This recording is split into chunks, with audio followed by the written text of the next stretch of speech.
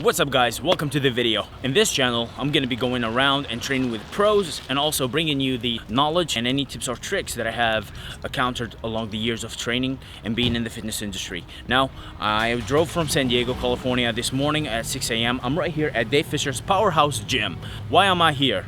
I'm here to train with Charles Glass, the godfather of bodybuilding.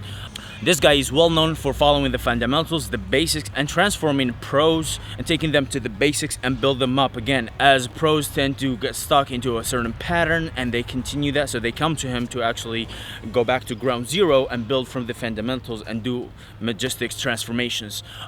No, enough talking about Charles. What's today's video about? About a shoulder workout. We're gonna hit shoulders with only dumbbells. Why just dumbbells? Why we are not using barbells? Why we are not using some fancy equipment? Reason why is gyms are opening back again. However, they take a low capacity, and for someone to actually have access to all the equipment in a timely manner, I would think that they'll be a little bit difficult, and it will actually diminish your results because you want to get in, you want to have the intense workout and get out, right? And that's what we are here about. We're gonna do only dumbbell workout.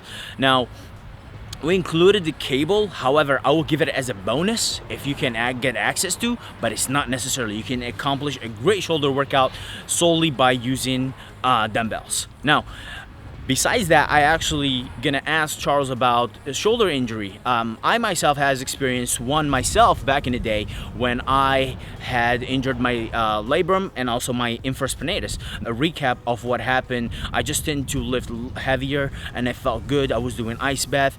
I didn't get much of the cuff rotation work or warm-ups before my workout, so I kind of neglected the warm-up portion of the exercise. I would just take my pre-workout and I'm in and I'm hammering and I'm out.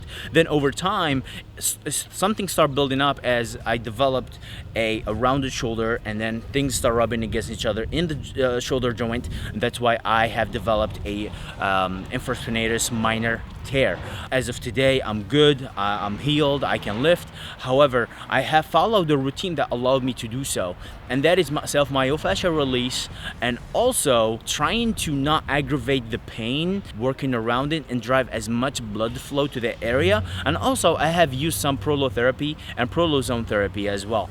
I don't know whether that's the thing that fixed it or was actually the mobility, but as what I can tell you from my personal perspective, I tried everything all at once, so I couldn't really pick and choose. However, mobility and also stretching actually still until today stands as a tool that I have used in warm-ups and enhancing my mobility and strength as well, also range of motion. So without further ado, we're gonna go inside, we're gonna meet the man himself, and we're gonna get started. So stick around to the end of this video. Let's go.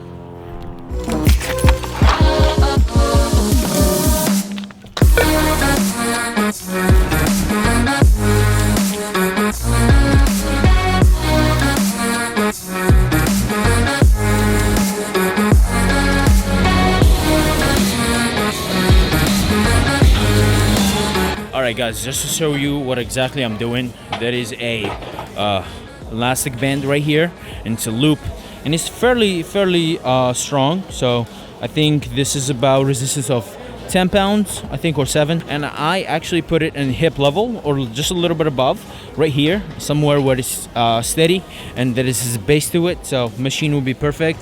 And then I started with the external rotation, and then I moved into the internal. And the internal one, I focus more on the stretch, not on the contraction.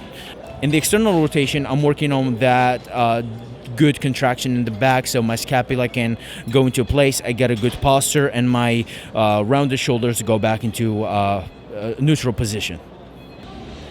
Alright, the next warm-up, what I have done is an external vertical rotation. So I place the cord right here on my feet, and then that will enable me to create that anchor, and then from there I'm doing my rotations. I'm getting that good contraction at the top, and also working on the external rotator cuffs, just kind of strengthening that so I can take my scapula to be in place and locked in, good neutral, and the shoulder joint is warmed up and ready for action.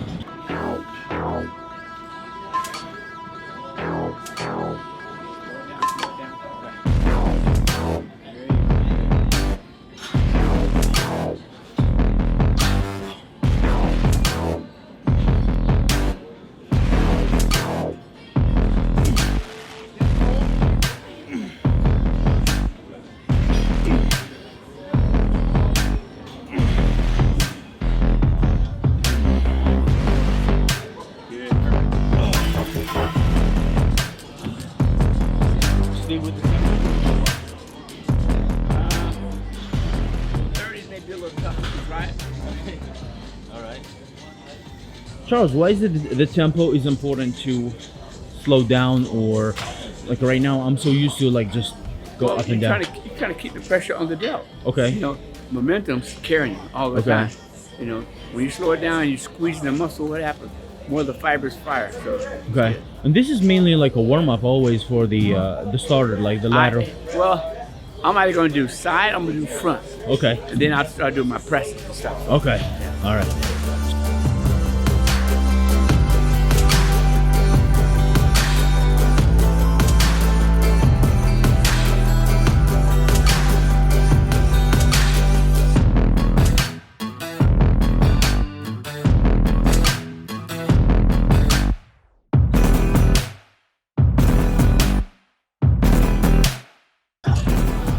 Charles, the key point in this movement is to push.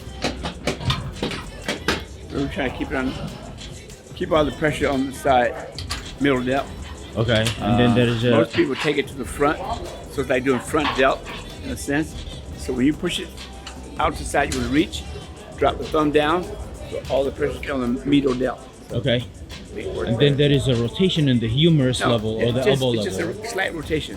Okay. And I mean, you don't try to really jam it in there. Just a little slight rotation by dropping the thumb down. Okay. And it rotates the elbow, and then it pushes right on the medial delt. Awesome. Because there's a lot of people who are arguing about the internal rotation, but I think the things that they don't notice is that there is not an extreme rotation. That is just slight. If you do an extreme, it's crazy. You're not hitting the delt where you want to hit it. It's just if you hold your hand out, straight out, and you just dip the thumb down to the floor, it rotates. Okay. And that's where it's at. Now you have just the medial delt working for you. Okay. Do you have like a preference to standing and like sitting? I like seated.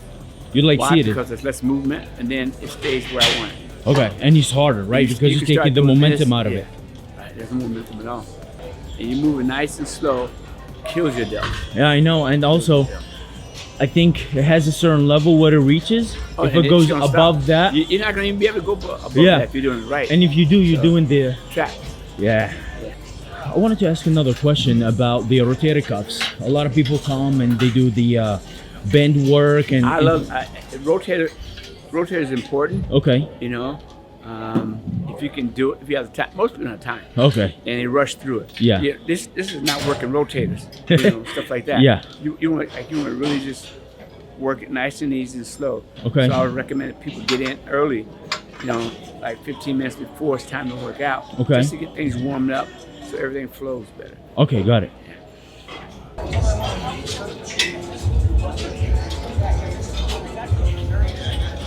At the bottom, stop, now go. Don't do this. Okay. Wait forward. Okay.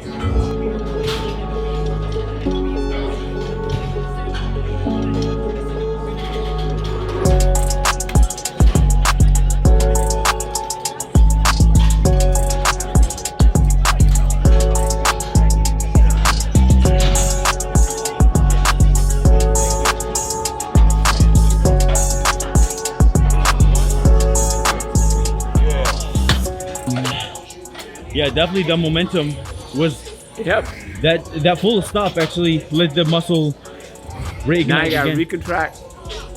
Start all over. Start over. That's it. It's not pulling. See, you're snapping it. And those little tricks, I think we will take one workout to be equal as 5. Yes. Well, I wouldn't say 5, but it takes a lot. yeah. It's comparison. I mean, you can come, like right now I really feel full. Like my delts are already, I got an insane pump. Yeah, because you took your time. You didn't go just rush through the whole workout. Yeah. You took your time. You took your time, you did it right. Yes. You stop the momentum, start. Stop your momentum and start. Yeah. It feels good because now you can stretch it out rather than pull it in different ways. So absolutely. It's all the same. Anytime you contract the muscle, you can do 2 or 3 steps. Okay. You know, as long as you're contracting right. Yeah. You killed me with the legs, Charles. I've been sore for a week. It works good. Yeah. So now we're moving towards the rear delts. Move to a rear delt and track. Okay. Good. No. Back to here. Hands on top. Hands on top of the delt. There you go. Now, pull it out. Pull. There. Lean forward. There, now forward. Up to the forehead. Forehead. Up to the forehead. There you go. Good. See? Go. Cool. Right here. There you go. Come on. Stop. There you go. Stop. Stop. There you go. I actually have a habit of doing that, Charles, like dipping my neck in. Yeah. That. You put too much strain on your neck that way. Here, there's no strain, but you start doing that, you really strain your neck. Okay. Is that always the principle, to keep your head neutral no matter what? Well, sometimes you can't keep your head neutral. You try to do the most you can. Okay. So it works out better for you. Got it. Charles, for shoulder injuries, a lot of people have labrum, supraspinatus, infraspinatus, some sort of like minor tears. And I think a lot of the problems that they can bench press, or they will not be able to overhead press, military press. What is it that? I mean, you can still press. It's not going to ever start from pressing just because you have a little minor tear. Okay. It's when you have the full tears when you can't do stuff like that. You just have to learn how to work around it and recruit other muscle groups to help push. Okay. And most people don't do that. They just sit there, can't do it, and they quit. That's true. And then their muscles get atrophied. So I'd rather work around the injury. Okay. Until I can do it, or I'll work through it, but very light. Okay. And most people don't like to work light. They want to go heavy. Yes. That's only going to compound the injury. Because they get set up in the mindset of always going heavy, the progressive overload, and they will not be able to mentally take themselves back to like, okay, 10 pounds is okay instead of like 60 or 70. I would never use 10 pounds. I mean, I'll decrease until I don't feel the pain. Okay. And then where I don't feel the pain, that's where I'll stay. Okay. And I'll work through that with that pain without having that pain. All right. So that's what you have to do. Got you it. got to figure out what's best for you. Either you start light and work your way up to a Gradually. weight where you start feeling a little discomfort, then you change it. Got it. Okay.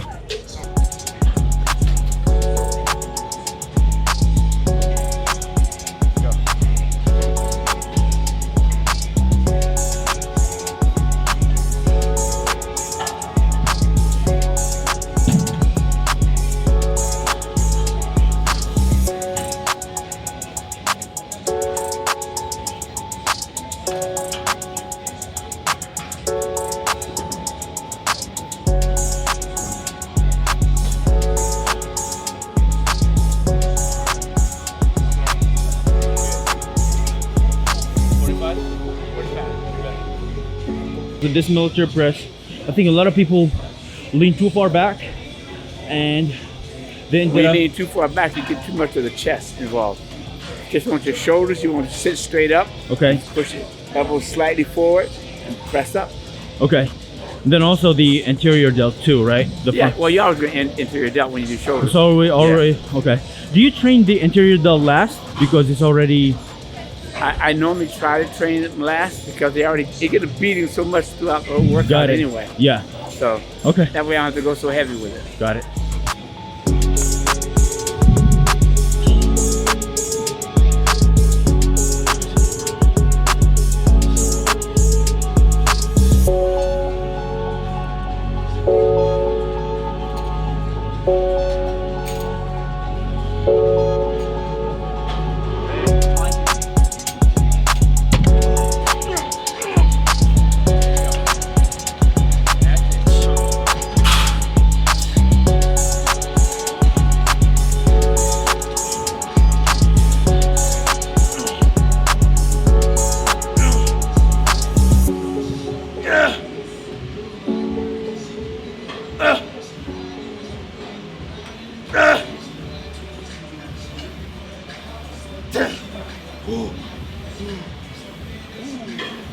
Doesn't right there, right? Right there. You push. You push it. There you go. There you go.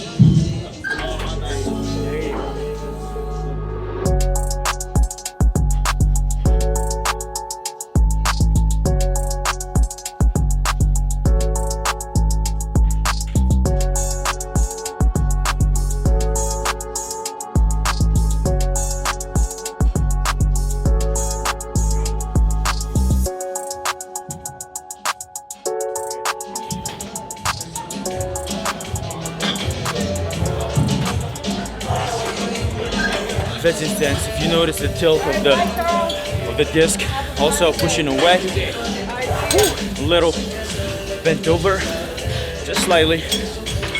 That's actually what makes the weight harder. This is 25. I usually swing 245s or 145, so definitely about the technique. It's definitely about the positioning and the tempo of the exercise.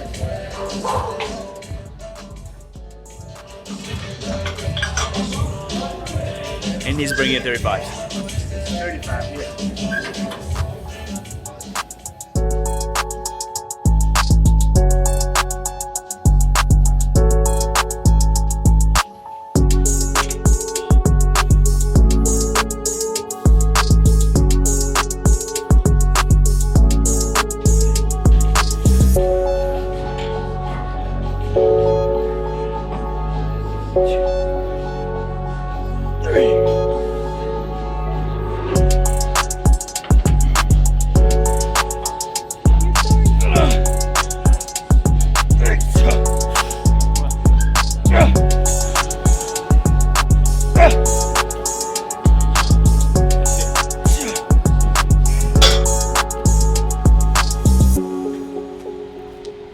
Alright, that was a wrap, guys. I'm done with my session. I'm done with the training here. It's about 9:30 a.m. so time to go back to San Diego.